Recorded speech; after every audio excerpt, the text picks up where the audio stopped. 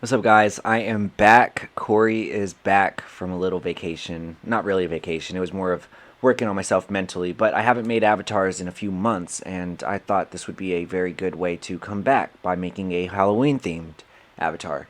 So, the reason I'm doing this voiceover and the reason you're seeing my progress is because I've had an instance where somebody is trying to impersonate me, take credit for my work. They even changed their name. My bad.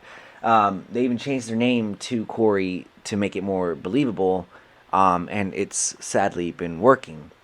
So, if you know what I do, I make animations. You can see my other showcases on my channel, but I'm not happy with this guy. So, I do hope that this can maybe provide a little bit more context that this is me, this is my animation, this is what I do, and not this other Corey person. I don't know. I don't want to throw much shade, but anyways, I hope you guys enjoyed this little time lapse. And here's the actual animation. Sit back, relax, and I hope you guys have a good night.